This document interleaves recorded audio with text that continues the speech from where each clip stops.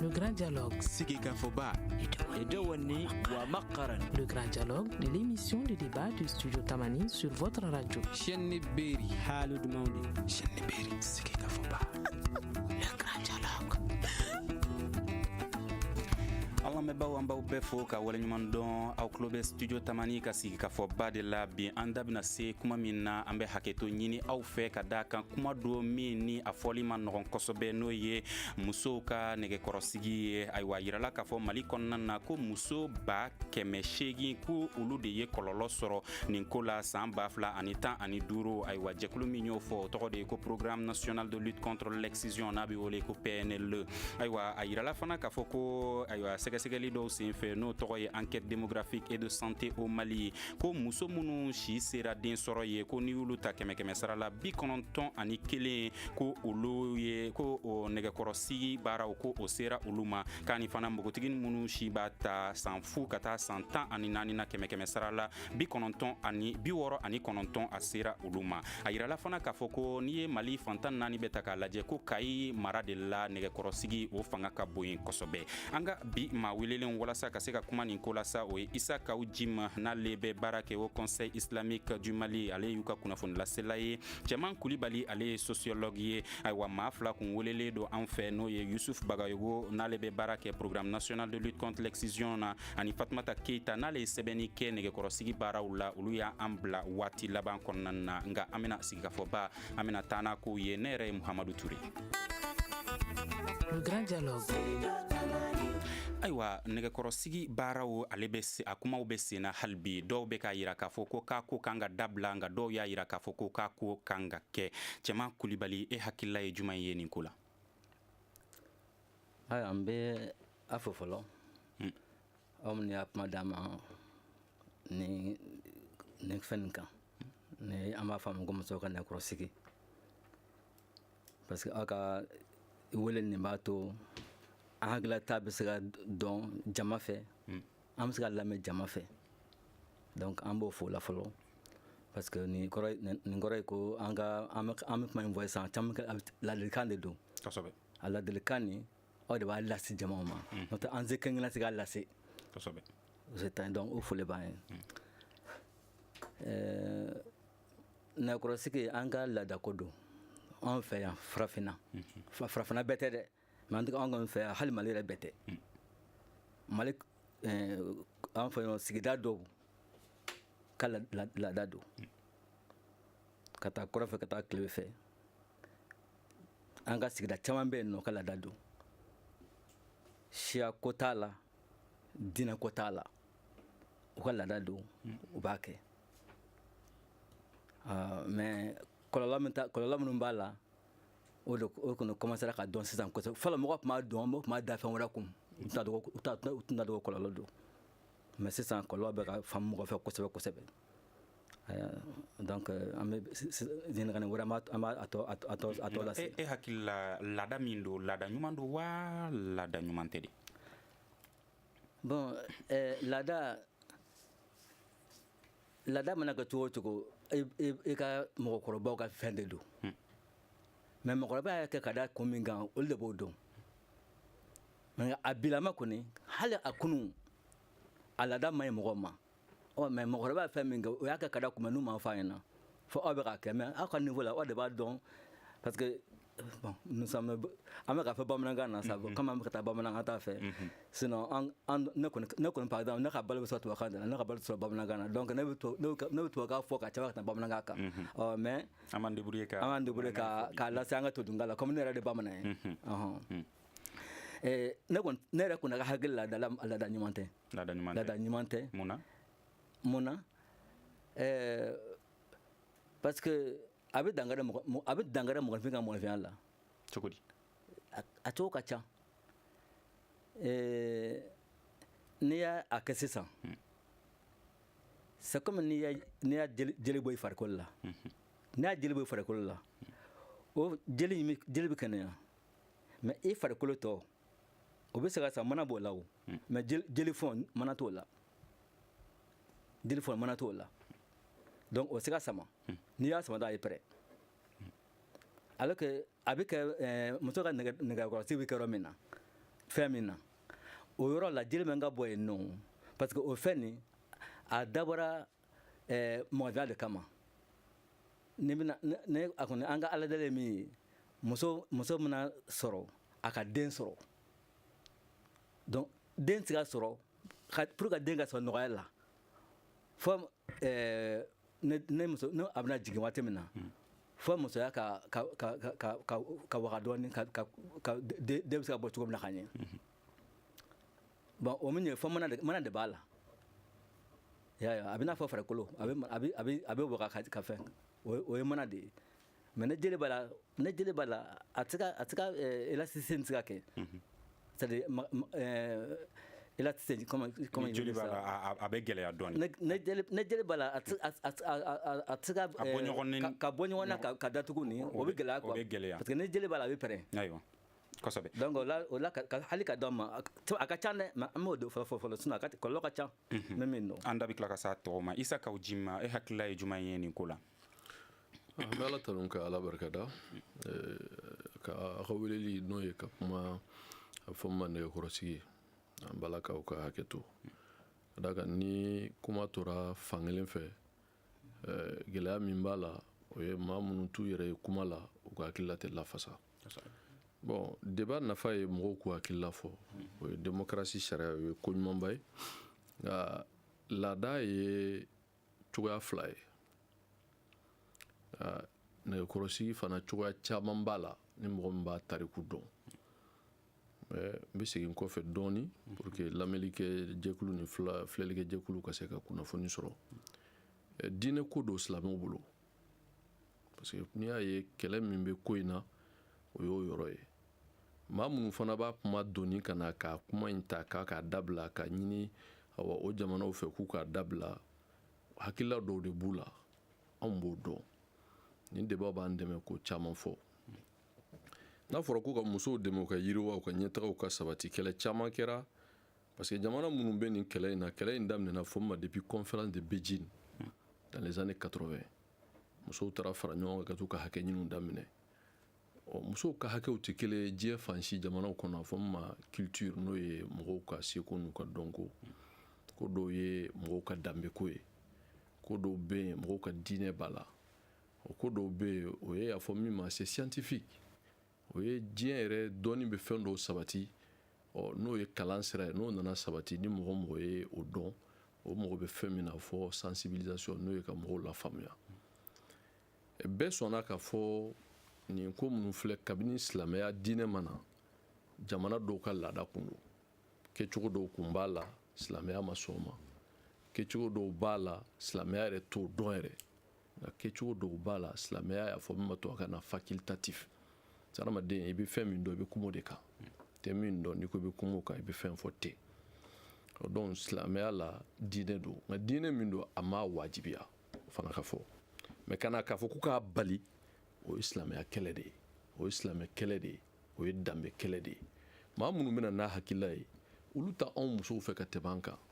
u t'an balimamusow fɛ ka tɛmɛ an kan u t'an denw fɛ ka tɛmɛ an kan bɛɛ b'a dɔn hakilima i yɛrɛ muso i denmuso e ye muso ye i ye fɛn min kɛ a bɛ hakɛ to e y'a kɛ a kɛra e la i ye kɔlɔlɔ sɔrɔ a la e bɛ sɔn ka k'i den na wa e denmuso de don n'i y'a ye o muso kelen bɛ taa ka taa n'a ye ka taa den di ko a ka sigi dɛgɛkɔrɔ a b'a kɛ ko min na a b'o dɔn mɔgɔ minnu b'a kuma fɔ olu tɛ diinɛ ɲɛmɔgɔw tɛ diinɛmɔgɔw tɛ diinɛ baarakɛlaw tɛ donc ils sont pas fondés ni légitimes kɔrɔ ye mun ye a yamaruya t'u bolo a danaya t'u kan minnu fana b'u bila la olu ka laɲini ye min ye o dɔnnen don o ye ka diɲɛ ɲini ka bɛɛ kɛ a fɔ min ma tubabuw ka hakili la n'u ka laɲini n'u ka faamuya k'o boli bɛɛ kan société bɛɛ ni a ka laadaw don nka ni société bɛ évoluer a b'a ka laada dɔw bila fɛn dɔw tun b'anw bolo yan n bɛ misaliya di mɔgɔw y'o bila a tɛ fɔ yɛrɛ n'o ye mariba yasa ye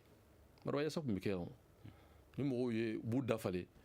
i bɛ bamakɔ lajɛ bi a ka gɛlɛ bɛ mɔgɔ min ye k'a kɛ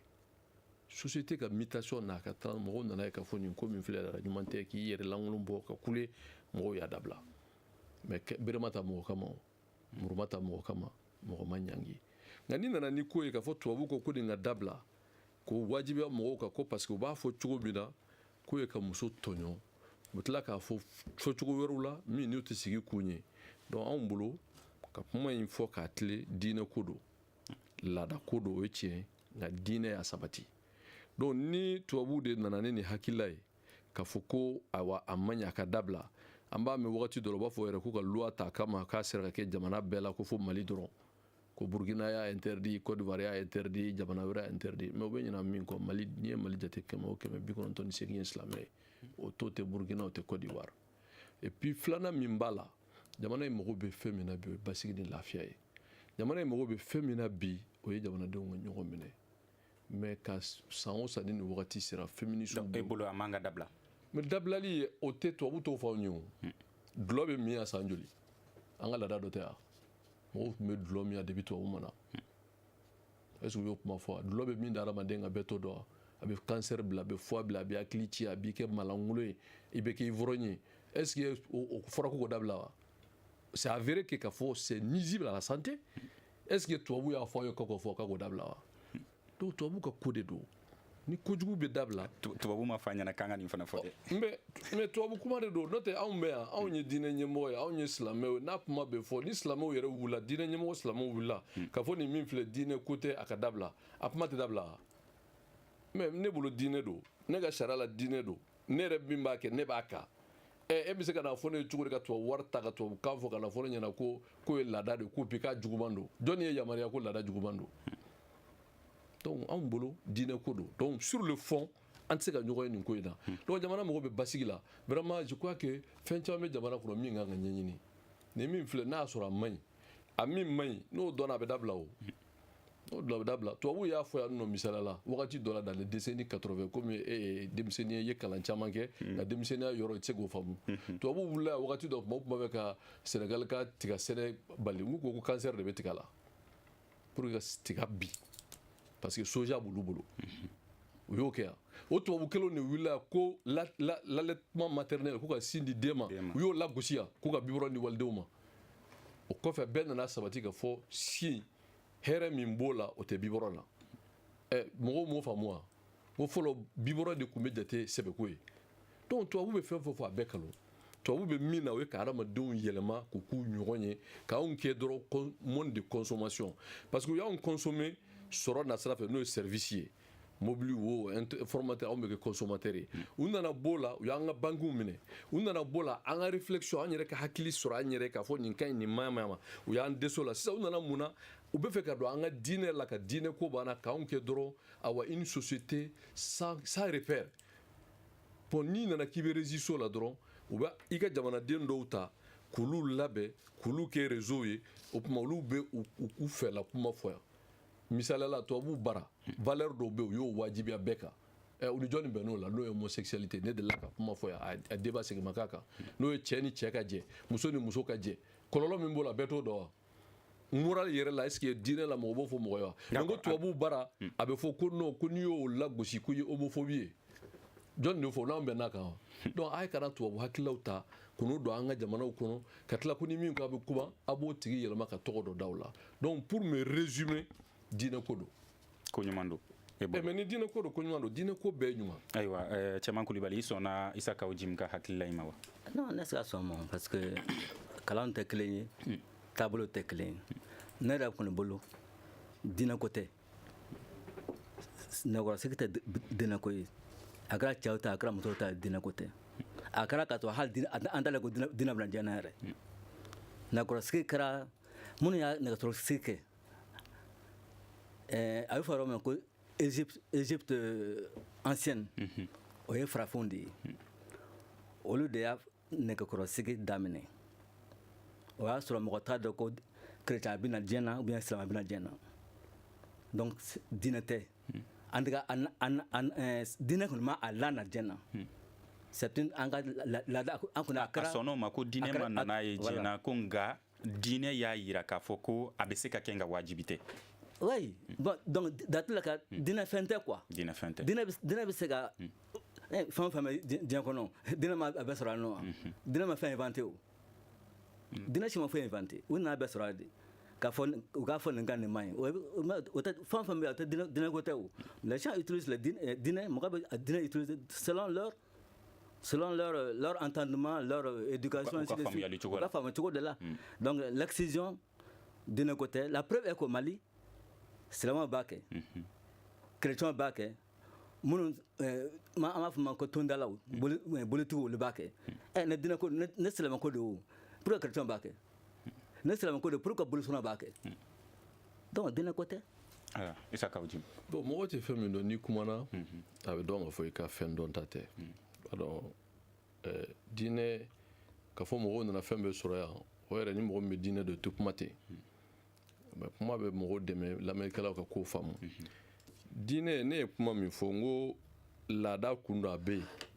a kɛcogo jugumanw bɛ yen a kɛcogo dɔ bɛ silamɛya t'o dɔn tuma min silamɛya nana silamɛya y'a kɛcogo fɔ a kɛbagaw ye fɔcogo la min n'a kɛra ten baasi t'a la nka n'i m'a kɛ yɛrɛ fana kɔlɔlɔ t'a la. Silamɛya ye o kɛcogo min fɔ o ye kɛcogo jumɛn? O ma ɲini ka ɲɛdɔn komi ni mɔgɔ bɛ ka mɔgɔ ka diinɛ kɛlɛ i tɛ nin yɔrɔ d'a ma o a ye dɔ fɔ sisan nɔ u bɛ n'o fana fɔ o n'o ye bolokoli ye mais jufu bɛ bolokoli kɛ o silamɛw b'a kɛ mais isa diinɛ mɔgɔw t'a kɛ o mais minnu b'a kɛ o b'a kɛ ani laada de ye parce que o ye cɛw ta ye cɛw ta ye mais minnu b'a kɛ yan nɔ n'a fɔra i ma a bɛ hakɛ to kuma na fɔ cogo do ko karisa ye bilakoro ye bonya t'o la o donc olu chrétien nana mɛmɛ o chrétien nana tubabu ka colonisation dɔrɔn la mɔgɔ bɛna fɛn dɔ sɔrɔ n'a a bɛna n'a ka diinɛ a b'a sɔrɔ a b'i bolo donc kuma problème tɛ poser ka sinji tugu k'i ba ladon kɔrɔ ka dɔgɔ bonya silamɛya nana o sɔrɔ an bara yan o mais silamɛya y'a fɔ k'a fɔ k'o ye ko ɲuman ye donc silamɛya bɛna a bɛ laada a b'a réguler de ni fɛn min ka ɲi laada la silamɛya b'a fɔ baasi t'a la n'a y'a sɔrɔ laada la yɔrɔ minnu b'a la n'o o man ɲi silamɛya b'a fɔ bon silamɛya kama nin yɔrɔ ka bɔ a la nin yɔrɔ ka bɔ a la silamɛya n'a sɔrɔ arabu bɛ dulɔ min o mais silamɛya nana ni étape dɔ ye fo ka n'a yira u la k'a fɔ dulɔ awa a y'a mini a y'a seli wagati la a ka n'a min a sera yɔrɔ dɔ la u ɲininkara ko dulɔ nafa b'a la kɔlɔlɔ b'a la a sera yɔrɔ dɔ la silamɛya y'a haramu ka d'a kan a finalité ye min ye o de ye a bɛ tiɲɛni kɛ donc dulɔko kuma ma fɔ jamana in kɔnɔ dulɔ bɛ tɔɔrɔ min da jamanadenw kan bɛɛ t'o dɔn wa mais kuma pour que kuma sɔn ji la parce que ni kuma fɔra kuma bɛ min na an bɛ to an ka débat kɔnɔ o de ye nɛgɛkɔrɔsiriko kuma ye parce que an bɛ jamana min kɔnɔ danbe yɛrɛ ni ladamu na mɔgɔw t'a fɛ a ye ka kuma in kɛ kɛnɛma kuma ye bon olu féministes ni tubabuw minnu bɛ maa minnu sara ji jukɔrɔ u nana ko in kɛ komi sirajan ko don mɔgɔ caman bɛ yen u t'a fɛ k'i da don a kuma la parce que u bɛ maloya parce que an balakaw ka hakɛ to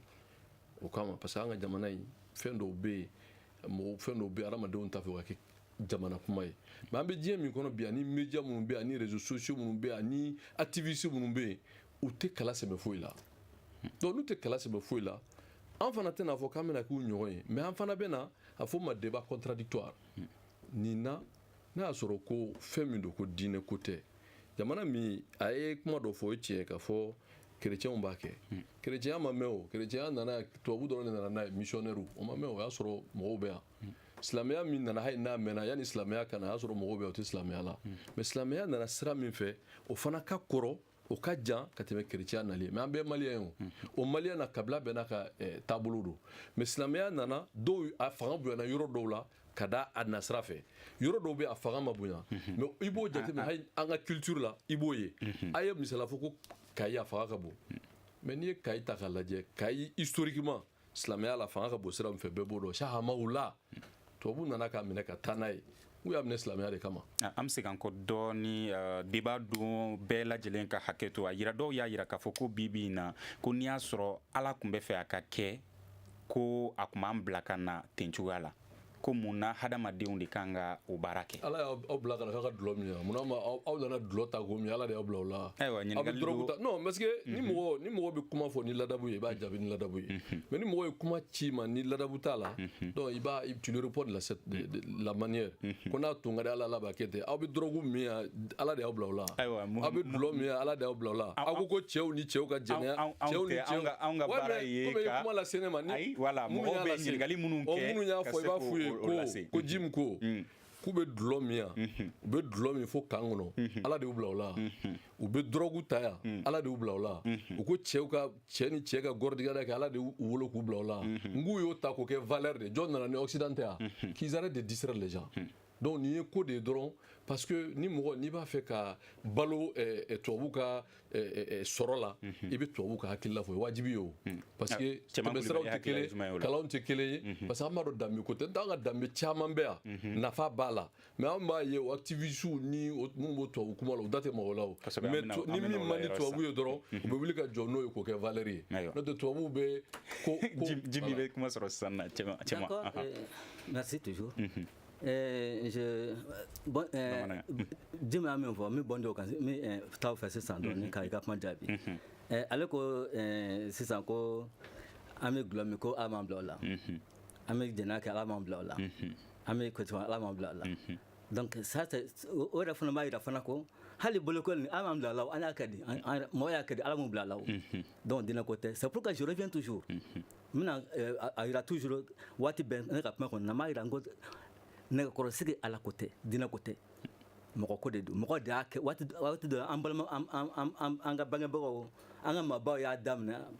waati dɔ la o y'a daminɛ kun min na kɔni b'a dɔn. Ayiwa an ka na o yɔrɔ yɛrɛ la a dabɔkun yɛrɛ kun ye mun de ye nɛgɛkɔrɔsigi dabɔkun yɛrɛ ye mun de ye. Bon ne kɔni ka hakili la nɛgɛkɔrɔsigi yɛrɛ kun yɛrɛ ye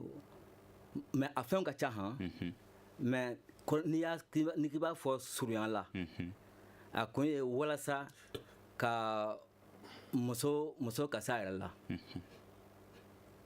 que ne muso sera a yɛrɛ la a bɛ ko caman nɔgɔya sango an fɛ yan nɔ kɔrɔlen cɛ kelen min muso 10 muso 20 mara cɛ kelen tun bɛ se ka muso 10 furu a bɛ se ka muso 20 furu a bɛ se ka muso 50 furu n'o y'a sɔrɔ muso b'a cogo la i tɛ se bon mais n'i y'a dɔ bɔ a ka nɛgɛ la ka a ka gɛlɛn quoi ka dɔ bɔ a ka nɛgɛ la o la i bɛ en ce moment cɛ bɛ se ka a mara a caman mara kɛ ɲɔgɔn kan a bɛ mara nɔgɔya quoi voilà parce que a ka hakilanko bɛ dɔgɔya kosɛbɛ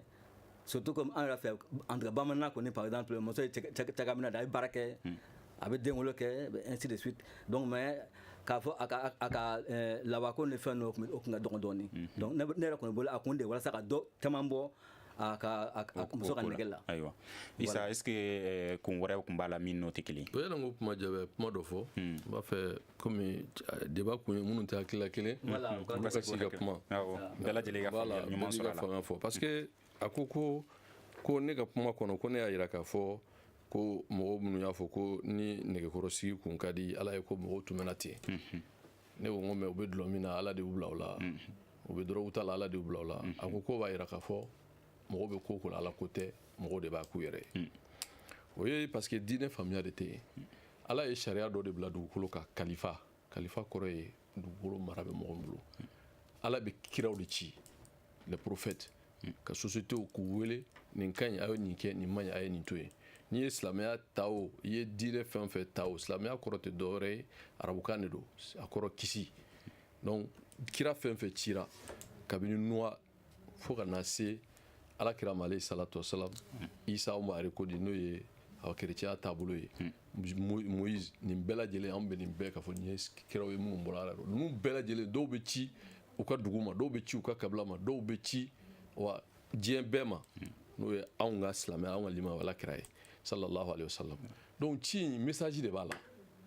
n'a y'a sɔrɔ ko silamɛya gafe min bɛ yen n'o ye kuranɛ ye komi mɔgɔw bɛ k'a kɛlɛ bi cogo min na u tun b'a jira A plus B scientifiquement aw ye nin fɔ a ka kuranɛ kɔnɔ a ye nin fɔ a ka kuranɛ kɔnɔ a bɛɛ kalo tun b'a prévu o ma se k'a jira o donc o b'a jira k'a fɔ diinɛ bɔra yɔrɔ min yɔrɔ o y'an daba masa ye donc a ye ci min bila ka na société i bɛ taa sɔrɔ dérive de bɛ kɛ hali n'i ye diɲɛ ko ta k'a lajɛ i bɛ taa sɔrɔ fɛn o fɛn bɛ yen a fɔ ko tout ce qui n'est pas interdit par la loi est admis bon o ye tubabukan ye k'a fɔ fɛn o fɛn ni sariya m'a bali donc ɲangali t'o la donc adamadenw n'u bɛ sigi la ni ko bɛ ka kɛ ni tuma min na ni a nana ye k'a fɔ tɔɔrɔ yera nin na hakilimaw bɛ sigi k'a lajɛ nin tɔɔrɔ in an tun ma dege n'a kun ye mun ye donc dɔnni ɲinini min na o yɔrɔ la n'o ye chercheurs ka baara ye si c'est des trucs médical scientifique avéré k'a fɔ bon a science filɛ nin ye a kɔlɔlɔ filɛ nin ye nin min b'a la o ye nin ye bon sɔsɔli t'o la o misaliya la hors sujet tɛ dépistage des seins bɛɛ b'a dɔn a ye musow sɛgɛn n'o ye musow ka cancer de sein fo dɔw sin bɛ tigɛ mais a fɔra ko ka a bɛ kɔlɔlɔ min b'a la o ye nin ye mais n'i ye kɔnna ka dépistage kɛ a bɛ se ka traiter i bɛ kisi a ma jɔnni banna ma mɔgɔ ma ban o ma o parce que c'est avéré que c'est scientifique problème t'o la i ma diinɛ mɔgɔ si ye k'a fɔ ko non vaccin bɛ kɛ contre polio pour que sen kana bana mɔgɔw y'a faamu mais u bɛ taa n'u yɛrɛ denw ye ka taa vaccination kɛ o tiɲɛ tɛ wa bon donc o b'a yira k'a fɔ fɛn o fɛn bɛ yen n'a y'a sɔrɔ dɔgɔtɔrɔ ko de don k'a fɔ nin min filɛ nin ye dɔgɔtɔrɔya y'a sabati a kɔlɔlɔ filɛ k'a yira mɔgɔw la preuve à l'appui mais mɔgɔw y'a hakilima de ye o mais fo i ka n'i sigi dɔrɔn ko parce que ko diinɛ ko tɛ ko laada ko don ko Egypte kɔrɔlen o y'a tariku de ye mais minnu bɛ k'a kuma fɔ an b'olu dɔn mais an ka laadaw la fɔlɔ a tun bɛ kɛ kun jumɛn de kama kun min n bɛna n'o kun ye o parce que n'i bɛ kuma kun fɔ n'i y'a polémique bɛ yɔrɔ min n'i y'o bɔ a la n'i y'a kun fɔ a kun ye de minnu bɛ k'anw lamɛn u k'a dɔn hakilila fila min bɛ yen u ka wala parce que o min filɛ nin ye k'a fɔ ko a kɛkun ye min ye n'a a bɛ kɛ an bɛna s'o ma o mais minnu b'a kuma yɛrɛ fɔ olu yɛrɛ an bɛ tila ka s'o ma comme ça la tɔ man ca a kɛkun ye min ye silamɛya la n y'a fɔ depuis kuma daminɛ na silamɛya ye fɛn min fɔ ma juste milieu cɛmancɛ la ko de don mɔgɔw ka laada de tun don dɔw ka laada tun ye min ye u b'a fɛ k'u muso datugu parce que kuma in fɔli mana anw ye diinɛ mɔgɔ ye kuma dɔw fɔli ça paraît un peu vulgaire mais yabikɛlaw ka ani filɛlikɛlaw k'a kɛ to mɔgɔ dɔw tun bɛ u tun b'a kɛ pour que u muso n'u taara tagama la mɔgɔw kun ka tagama ka ca u b'u muso kala cogo dɔ la pour que cɛ wɛrɛ kana se ka jɛn n'a ye yɔrɔ o ye dantɛmɛ ye extrémité dɔ ye olu ta tun y'o ye parce que a y'a fɔ cogo min o wagati la muso bɛ komi n'a fɔ propriété privée de hakɛ si t'a bolo dɔw taw tun bɛ yen a ye min fɔ o ye ka dɔ bɔ muso ka damunta la pour que a kana kɛ sababu ye n'a nana se ka kalo kelen kalo fila kalo saba a ka dɛsɛ a yɛrɛ kɔrɔ a ka taa cɛ wɛrɛ ani cɛ wɛrɛ ka jɛ dɔw y'u ta kɛ ni o hakilila ye donc o bɛɛ b'a la mais silamɛya nana n'a ye k'a fɔ kɛcogo dɔ b'a la a bɛ saniya muso yɛrɛ saniya dɔgɔtɔrɔya yɛrɛ y'o sabati hali bolokoli min bɛ kɛ cɛ min bɛ boloko aw yɛrɛ sida kɛlɛbagaw y'o fɔ ko cɛ min bɛ boloko ko taux de sida la olu de ta ka dɔgɔ ka tɛmɛ minnu bolo tɛ ko ne de y'o fɔ wa donc nin yɔrɔ in na sabanan n'i b'a fɔ kana to k'a fɔ anw yɛrɛ bon aw de b'a cɛ ka na n'a ye anw tɛ minnu y'a fɔ voilà donc o nana sabati nin fana a bɛ muso saniya o y'a nafa dɔ ye filanan min b'a la damu tali la a nana ye k'a fɔ n'a ma kɛ ni dantɛmɛ a bɛ muso dɛmɛ a ka se ka a ka damu contrôler parce que an bɛ diɲɛ min kɔnɔ silamɛya ye fɛn dɔ haramu n'a bɛ fɔ ko jɛnɛya bon pour que jɛnɛya kɛlɛli sira dɔ ye fɛn saba i ka furu kɛ an bɛ diɲɛ min kɔnɔ bi i bɛ se ka jɔnni jagoya ka furu i tɛ se bon filanan min bɛ yen furu kɔfɛ ka tila ka t'i yɛrɛ sɔrɔ ko dɔ la min n'a bɛ tanga b'i kan o ɲɛsiranya kosɔn a nana ye k'a fɔ laada min don a kɛcogo ɲuman ye nin ye ni mɔgɔ min y'a dɔn awa i yɛrɛ b'a kɛ silamɛya m'a bali silamɛya nana sɔrɔ yen dɛ mais silamɛya ye encadré de k'a fɔ nin kɛcogo n'a kɛra tan baasi t'a la muso ka kɛnɛya ma baasi t'a la a ka saniya ma a bɛ dɔ bɔ damu sɔrɔli la pour que a yɛrɛ ni ka kisi a bɛ fɔ min ma a kana n'a ye sɔrɔ lahalaya dɔ la qui est intenable n t'a dɔn n b'o fɔ cogo bamanankan na donc o bɛ yen min ye sa ka fɔ ko a ka kɛ wajibi silamɛya fana m'o fɔ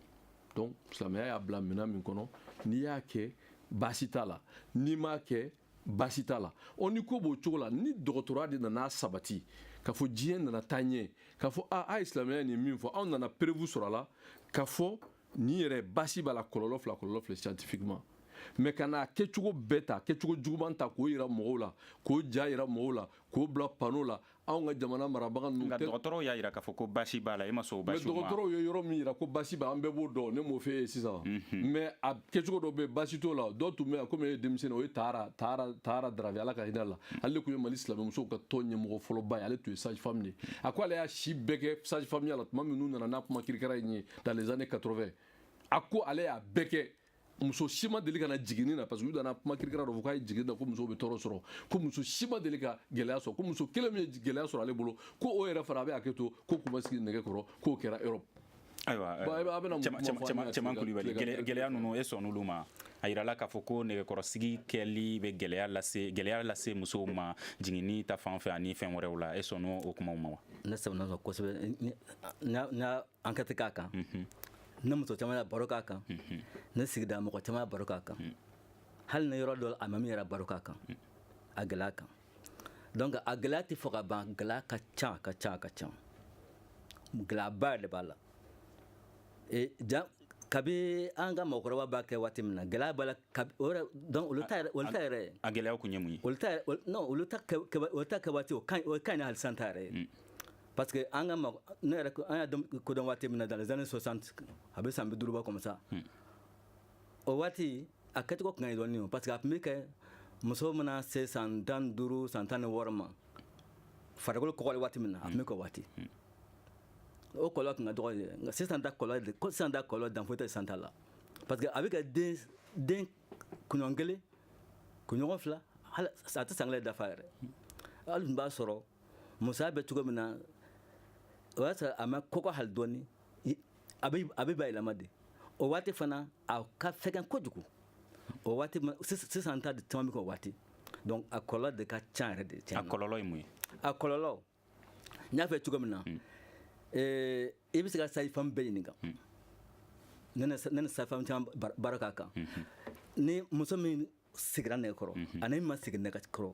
o ka jiginni tɛ kelen ye hali dɔɔni jɛn de ta ka nɔgɔ min ma sigi nɛgɛkɔrɔ o ta ka nɔgɔ muso min sigira nɛgɛkɔrɔ k'a jiginna k'a sɔrɔ a ma fara n m'a fɔ a tɛ yen dɛ mɛ a man ca dɛ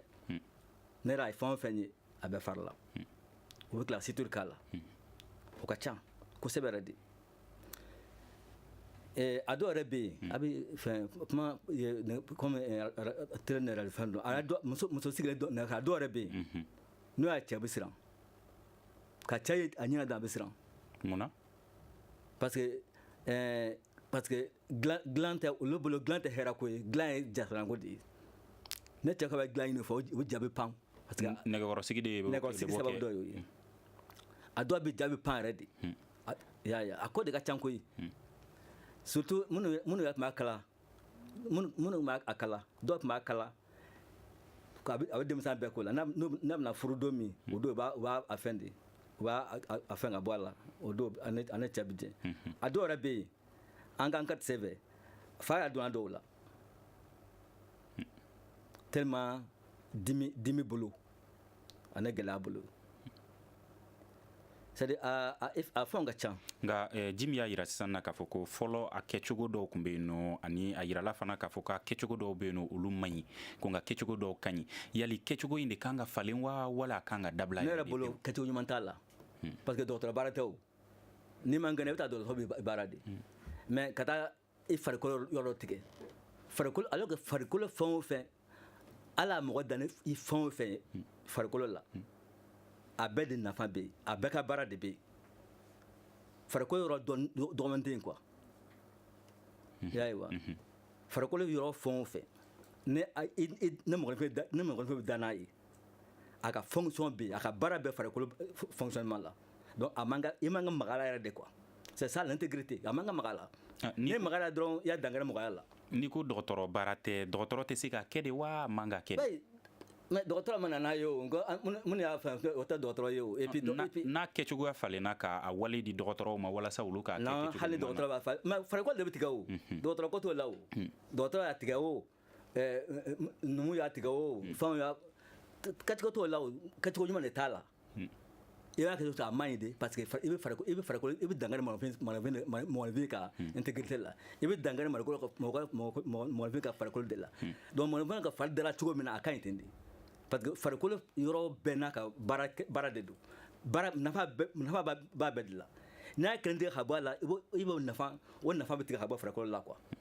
donc a kan ka dabila yɛrɛ de en principe parce que a man ɲi jimi y'a yira k'a fɔ fana k'a fɔ ko bibi na n'i y'a ta k'a lajɛ a yirala k'a fɔ bɛɛ bɛ se k'a kɛ n'a ka di ye bɛɛ bɛ se k'a to yen n'a man di ye a tɛ se ka to o cogo la wa non a tɛ se ka to o cogo la dans la mesure où minnu t'a dɔn u b'a kɛ parce que ou bien minnu kɔnɔ ko diinɛko don hali n'a man di u a b'u kɔrɔ ka don ala fɛ donc a kan ka kɛ parce que min ka dɔn ye bɛɛ ka lafiya de parce que mɔgɔ t'a dɔn souvent ko dɔ bɛ yen nɔ a man ɲi ma mais i t'a dɔn dans la mesure où pression min b'i kan o ka bon i bɛ ka degun min b'i kan société ka pression min b'i kan o ka ca ni i ka degun min b'i kan ye donc et puis société t'a la c'est le regard mɔgɔ b'i lajɛ de a bɛ ta i bɛ siran mɔgɔ ka kuma ɲɛ alors que degun b'i kan o bɛ yen donc bɛɛ tɛ se o tu vois. Donc moi pour moi ne yɛrɛ kɔni bolo ne jamana bɛ se ka mɔgɔw lafaamuya dɔw ko loi oui loi caman ye loi ta loi bɛ yɔrɔ caman bolo mais loi o ye sariya ye caman sariya ta kama Burkina sariya ta kama ainsi de suite mais Burkina bɛna kɛ Mali la non donc sariya ye mun ye han n'u bɔra ka taa kɛ ka don o t'a bannen ye u kana k'i ka jamana kan dɔrɔn mais n'u bɔra ka kɛ ka don i b'o minɛ yan e b'a dɔn cogo k'a kɛra parce que a bɛ tafe de kɔrɔ o tu ne sais pas donc loi yi c'est mɔgɔ kɔni bɛ k'a fɔ kosɛbɛ mais ne yɛrɛ kɔni bolo ka mɔgɔw ladɔnniya ka mɔgɔw faamu ka tu vois sensibilisation kɛ kosɛbɛ mɔgɔ ka faamu ka dɔn k'a ma ɲi ka dabila o de ka ɲi par exemple ne taara dugu caman na ka taa enquête la dugu dɔ bɛ yen o y'a dabila carrément dugutigi ni alimami yɛrɛ da mɔgɔ ka taa o y'a kuma fɔ ka fɛn dugu dɔ i bɛ taa fɛn la mɔgɔ b'a fɛ yen na olu fɛ yen nɔ en tout cas Mali kɔnɔ bi n y'a fɛ cogo min na n ko laada don mais bɛɛ ka laada tɛ Mali yɛrɛ kɔnɔ hali Bamakɔ da fɛ ko la nɔ dugu dɔ bɛ yen nɔ cɛ o muso mɔgɔ si tɛ sigi nɛgɛ kɔrɔ a ma ja Bamakɔ la nɔ yɛrɛ n b'a dugu dɔn nka i ye kuma dɔ fana fɔ ko n'a dabilala ko o bɛ dɔ bɔ kɔlɔlɔ caman na bibi in na n'a ko ma dabila est ce que cɛw bɛna se ka muso ta fo 4 bilen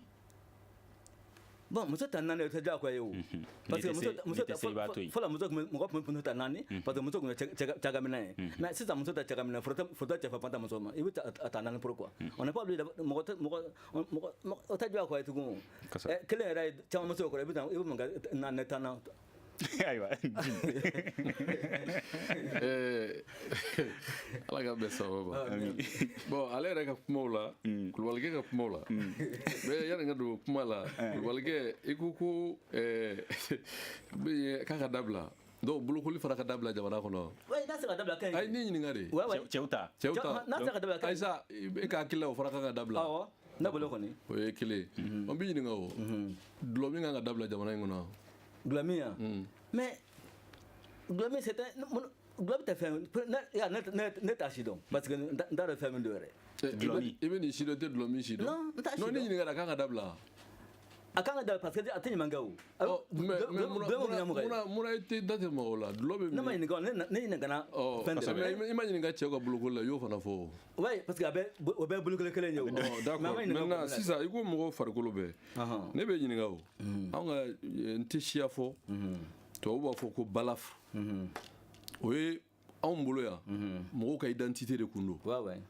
cɛ tɛ t'i kun fɛ o tɛrɛkɛ dɔw bɛ yen o b'a jira k'a fɔ i bɛ bɔ nin kabila la tɛrɛkɛ dɔw bɛ yen o b'a jira k'a fɔ i ye hɔrɔn ye tɛrɛ dɔw bɛ yen o b'a jira k'a fɔ e ye jɔn ye tɛrɛ dɔw bɛ yen o b'a jira k'a fɔ e ye ɲamakala ye n'i yera dɔrɔn i ka carte d'identité o tun bɛ kɛ o loi ma ta foyi ma ta mɔgɔw y'a dabila u yɛrɛ ma parce que diɲɛ nana moderniser mɔgɔw maloyara n'a ye mais dɔw y'a maintenir tubabu mana n'o ye o tubabu de nana n'o ye Jim, est-ce que problème j'arrive. Non, est-ce que problème y est parce que tubabu de nana y a quoi intégrité physique ko mama ke farikolo fansi la ale de y'o fɔ ne y'a fɔ kɛ ale de y'o fɔ n b'a fɛ k'a ɲininka o min fana tun bɛ kɛ o fana o kan ka dabila Chile yan non mais non farikolo dɔ don n'a cira dɔrɔn yɔrɔ dɔ joli fɔ de bɛ k'a la o ouais mais on ne muso ta cɛ ta tɛ kelen ye non Ayisa i ko de ko farikolo fan bɛɛ ne y'a ka kuma de j'ai écouté j'ai compris oui a ko farikolo fan bɛɛ a ma da o yɔrɔ dɔrɔn ma a ko farikolo fan bɛɛ mɔgɔw bɛ tulo sɔgɔli min kɛ ka bulu bɔ a la o sɔgɔli fana kan ka dabila n'a ka di o b'a dabila kɛ non kana kɛ parce que bon n'a ka di hali y'o de fɔ o c'est facultatif non moi je vous ai donné la parole et kumana ne y'a bɛɛ lamɛn ne ye ɲininka de oui ou non muso bɛ non n'a ye oui di Jim a to a ka fana ka argumenter walasa a ka faamuya c'est le journaliste qui distribue la parole d'accord allez-y mais ne de ye ɲininka ale m'e ɲininka ne de ye ɲininka voilà justement o fana kan ka dabila ne b'a dabɔ kun ye an ka se ka ɲɔgɔn faamuya n'a ye ɲininka tulo sɔgɔli fana o fana kan ka dabila non attendez donc an ka tɛmɛ o yɔrɔ bref non je réponds. Moi, je crois que c'est pas, on n'est pas là. C'est très sérieux parce que nekɔrɔsigi ni fondement de don. Ani kulosɔgɔ ni. Kulosɔgɔ ni balafɔ tɛ kelen ye quoi. Parce que olu bɛ. Monsieur, e de ko adamaden farikolo fan bɛɛ attention parce que ni kumana hakili de bɛ kuma lamɛn. Il a dit que adamaden farikolo fan bɛɛ. Donc ça veut dire qu'ale de y'a élargi o. C'est lui qui a élargi. n'a tun danna dɔrɔn excision ma ne tun ka ɲininkali bɛ da ye ale de ko hadamaden farikolo bɛɛ magaman ka k'a la ale de y'o fɔ donc kana fɔ k'an y'o fɔ voilà donc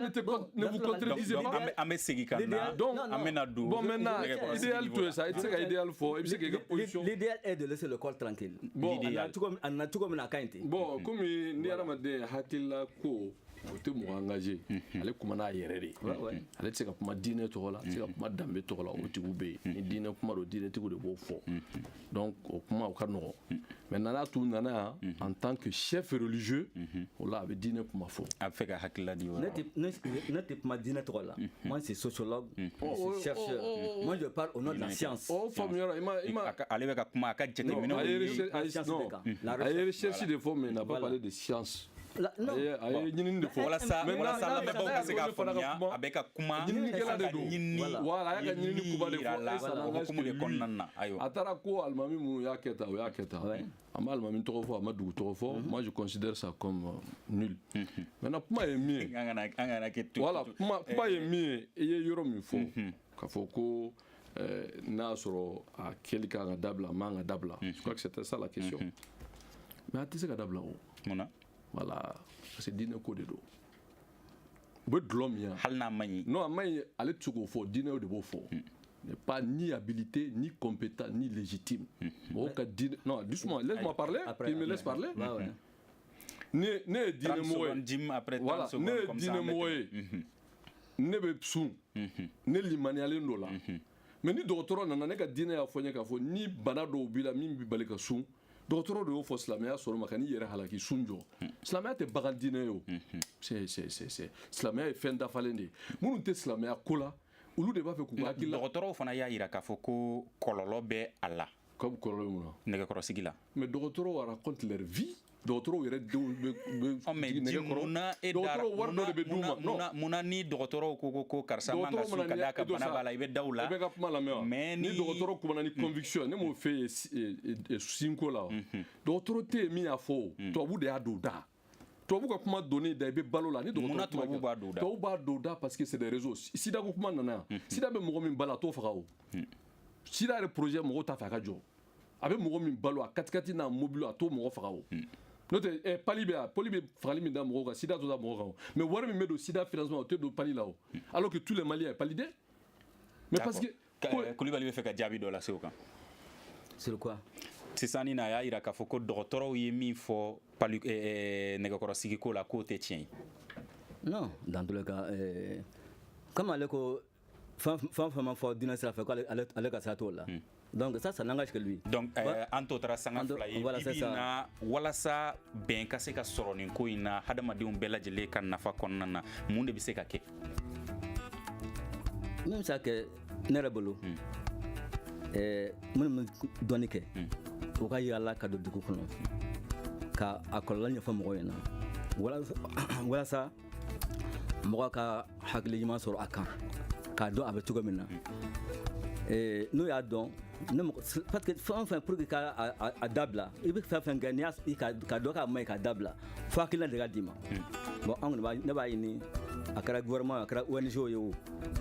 minnu b'an dɛmɛ an dɛmɛ bɛɛ ka jɛkulu ninnu u ka don dugu kɔnɔ jamana kɔnɔ ka mɔgɔw la faamu walasa a bɛ se ka ban cogo min na a bɛ se ka ban cogo min na Jim ko mun de bɛ se ka nin ko in yɛrɛ ka gɛlɛya bɔ a bɛɛ la walasa an ka se ka bɛnkan kelen sɔrɔ a ko la an tɛ bɛn kelen na parce que minnu bɛ wari d'olu ma